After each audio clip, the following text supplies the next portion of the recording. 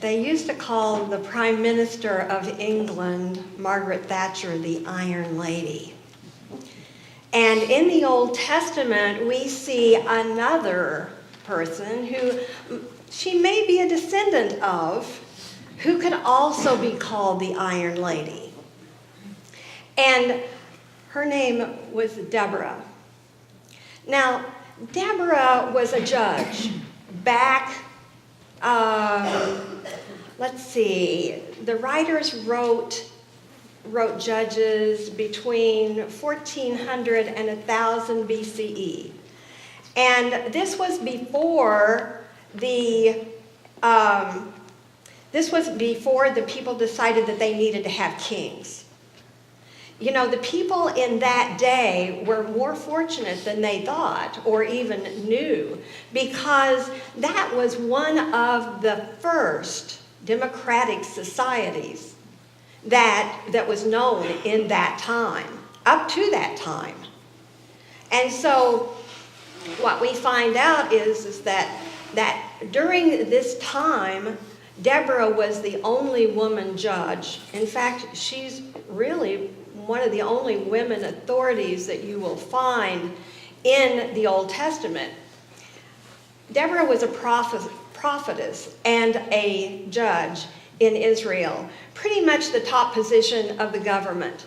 And in that position, she was definitely very, very well known, because people came from all over to ask her to judge situations in their life. And she must have been pretty impressive. Her story is told in the 4th and 5th chapters of Judges, following, and there's this familiar pattern that goes on in this area of the country at this time. And we see it very clearly in the book of Judges. The people are very, very devout to God. They study, they do all of the things, they follow the laws, and then they get caught up, kind of like us, in the world, making a living, doing all of the things that we all do in order to make sure that everything that we have to do gets done. I don't know about you, but having a meeting around here is the hardest thing in the world, because everybody's so busy. You just can't find a time when everybody can meet at the same time, because everyone has so many things on their plate. And we can get caught up in that and forget about our spiritual life. And so this is what happened with the Hebrews. They would, they'd get all caught up in the world and achieving and getting things, and they'd forget all about God. And then what God would do is God would bring an enemy to take them over, and then they'd be they would be in exile for a long time. And then they would cry out to God. Finally, they'd come to their senses. They'd say, we're sorry. Please bring us, please get us out of this. And so God would come and finally free them for a while, and things would go on a little while. And at this point in our story, it had been 20 years. 20 years in this time when they were really held down. They were really... their enemies were not nice people, and they didn't treat them well. And so, unfortunately, during this time and even later times, this was just a reoccurring thing. It was like a cycle. It just happened over and over and over. And the people would learn, and then they'd forget, and then they'd learn, and then they'd forget. And the cycle just kept repeating. And so, within this cycle, Deborah ruled while Israel was under God's judgment. And an army commander named Sisera, under King Jabin, had oppressed the sons of Israel severely for 20 years. This is Judges 4:3. And here's how Deborah ruled. She used to sit under the palm tree of Deborah between Ramah and Bethel in the hill country of Ephraim. And the sons of Israel came up to her for judgment. I always think it's interesting to see how those who do not believe that women can hold positions of leadership within the church get around this passage. And then someone told me something this morning that made me understand how. Marie came up to me this morning and she said, I have never heard of Deborah. And I said, you've never heard of her? And she said, no. She said, I'm beginning to think that maybe in the church I grew up, that they didn't want us to know about her. So some of you may not have heard of Deborah. I won't mention the church she grew up in. But I grew up in that church too, and I didn't remember her either. So not at that time, at any rate. And so, I guess that's how they get around it. They just ignored her. They just pretended she didn't exist. But Deborah was in a very, very high position, and the divine clearly appointed her, and Israel clearly chose and accepted her authority. The sons of Israel lined up under her own tree, no less, to have their case judged by her, and her spiritual weight was evidently very heavy. And so the level of her spiritual authority is particularly demonstrated after she summons a warrior leader named Barak. Does that name sound familiar? She tells him that they're going to fight their enemy, Sisera. And because the Lord has revealed it to her, and she says, I will give him, she says, the Lord said, I will give him into your hand. Now, listen to how Barak responds to that. If you will go with me, then I will go. But if you will not go with me, I will not go. Now, he was not willing to go into battle without her. And I don't want you to think that Barak was some kind of spiritual wimp, because he wasn't. He was really a brave and strong warrior. And but he realized that he needed her. And she says, nonetheless, Deborah was willing to go to war, while letting Barak know that his decision would mean that he would forfeit any credit. And she says, and here's how she explains it to him. God said that I will surely go with, she says to him, I will surely go with you. Nonetheless, the honor shall not be yours on the journey that you are about to take. For the Lord will send Sisera into the hands of a woman. Now, right before Barak headed into battle, Deborah again declared victory, and Sisera's army was totally taken down. Now, Sisera had a huge, huge army. I mean, it was not just a few guys. I mean, it was really, really big. And when she called the people to war, they actually said, okay, we're going to do it. And they all came together, and in doing so, they were able to subdue Sisera's army. And there's an interesting subplot that goes along with this, but I want to, which involves another very strong and feisty woman. And I'll speak more about that a little later. Then chapter 5 of Judges recounts the beautiful song of praise to God and the victory song sung by Deborah and Barak. Now, in those days, today, I think this was the forerunner of the happy dance, don't you? Everybody does the happy dance now. And back in those days, though, what they did was they wrote songs. Now, I read this song. Oh, my goodness, you should read it. It's in Judges 5, and it's long. It's very long, and I do not have any clue how they could put music to it.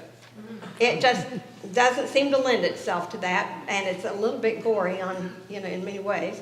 But they wrote this nice, big, long song. So that's the story of what Deborah did. But what does that tell us about her character? What is it about her character? Her actions reveal her character. And the first thing that I see is confidence. She is so sure in her messages from God, in her intuition, that she doesn't let anything compromise or hamper what she knows she needs to do. She simply does not. She's very plain-spoken and direct and honest and decisive and courageous. I mean, she was willing to go into battle with Barak. So there was no waffling, no shrinking or shirking from hard choices. She probably saw life pretty much black and white and no gray areas to vacillate over. So she was pretty strong, a strong person. And we don't know her early history. We don't know how she became a prophetess. And we don't know, when she was appointed a judge, really. But she was led to sit under that palm tree of Deborah. And her gifts were obviously recognized as genuine. They were absolutely genuine. I am sure that in her judging, she was very discerning in everything that she told people. When she was judging, she used a deep spiritual discernment in order to give exactly the right message to the people that came to her. And those, the people that came to her were men actually submitting to the decision of a woman for their case. Now that's pretty amazing in that particular day and in that particular culture. When Deborah told the nation to go into battle, they trusted her. And they believed that she actually heard from the Lord, and of course she did. She heard from that Spirit of God that was within her. And Deborah was a woman of influence. I can't help but believe that her strong leadership created an atmosphere conducive to other women to flourish in that day. And now it's time to talk about that other feisty, strong woman in chapter 4. Her name is Jael, and she personally destroyed Sisera. Now, after the battle where the Hebrews won, Sisera ran away. All of his army was gone, but he ran away, and he ran to the tent of Jael. And he came to the door of the tent, and he said, "Listen, you've got to hide me, because they're looking for me." And she said, "Fine, come on in." And she had a rug down on the floor of the tent, and she said, "Why don't you lie down? You look tired. You've been battling all day long. It's, just take a nice little rest." So he lays down on the rug. She covers him up with another rug, and he falls asleep immediately. He's just dead to the world. Well, it isn't long until he's really dead, because she takes a tent stake and she drives it into his head.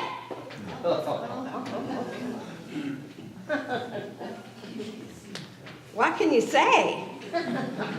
Oh my gosh. She was definitely a daughter of Deborah. And Deborah praises her in her song by saying, "Most blessed of women is Jael." So you can imagine what this song is like. So this is how, when God said that Sisera will be delivered into the hands of a woman, that's exactly what happened. Is there a character lesson from Deborah for those of us, both men and women, in leadership roles today? Well, I would say yes, there are, but don't mistakenly admire Deborah for the wrong thing, automatically assuming that you can't follow in the footsteps, especially if you have a softer type of personality. The point is not her assertiveness, but her uncompromising integrity to be about God's business. That was her main focus. While Prime Minister Thatcher was nicknamed the Iron Lady, Deborah's name is significant all by itself. Deborah means bee. That's an important piece of information when studying any Bible personality, because people's names usually signify their natures. And so it tells us a lot right there. A name usually indicates the person's character, of their prophetic destiny. And if you think about Deborah, based on her name, she is quite an appealing role model. Bees are busy, focusing on their appointed task. That's why we might get stung if we don't steer clear of them when they are going about their business doing what they do best. And yes, bees are no-nonsense creatures, but the results. That beautiful nectar that they produce, I certainly wouldn't mind one bit being like a bee or Deborah if I had such a sweet, nutritious harvest to show for it. Metaphysically, Deborah represents judgment based on spiritual discernment. And there is in every one of us 5 senses. But we also have within us, in our spiritual life, the gift of discernment, where we can see below and above what seems apparent to the eye. There is a part of us that truly sees deeply into the heart of a matter and is able to discern what to do and how to move through a situation. When this faculty functions in its native state under our own palm tree, in connection with wisdom. Oh, by the way, she was married, and her husband's name was Lapidoth, and she represents when she is connected with wisdom, which is the man Lapidoth, marvelous results are obtained. When the inner intuitive judgment and this directive power in understanding, which is Barak, are rightly joined, victory over the enemies of the children of Israel follows. So the children of Israel represent the real, enduring spiritual thoughts, and the enemies are material, transitory thoughts. So Barak, the executiveness of will, the general of the armies of Israel, shall not go into action without good judgment, which is Deborah. The only way to overcome the opposition of the adverse thought realm is to understand the law and to keep constantly unified with judgment based upon inner discernment. Discernment is choosing between that which is divine will and human will. That is from the Metaphysical Bible Dictionary. Remember that when she judged Israel, it has been under severe oppression for 20 years. But after the victory, it says in Judges, and the land was undisturbed for 40 years. So they got a double portion of the good life. If we metaphysically understand all of these characters to be aspects of our own human consciousness, which they are, what does the story suggest? Well, Deborah is our own intuitive knowing. It is our link to divine discernment. Barak is our executive will. Masculine intellect, willing to act but suspicious of the spiritual guidance. That masculine strength can accomplish much. Indeed, Barak conquers an entire army, a big army. But with the gentle energy of Jael, our more creative and emotional nature, we actually get to the head of the situation. The events may seem unattractively gory, but we know that death is an illusion. That spiritual energy may be transformed but cannot be destroyed. So what dies here and what dies for us in the conflicts that we face in our own lives is the fear-based belief that power and might are the ultimate answer simply is not true. When we are connected to our innate creative power, we can easily and gently accomplish what might alone cannot. And so I invite you to think about Deborah and think about the part of you that is Deborah, because we all have Deborah within us. We all have those qualities that she represents. And by doing so, we can conquer all of our fears and all of the things that come into our lives that take us from our spiritual center. God bless you. Thank you.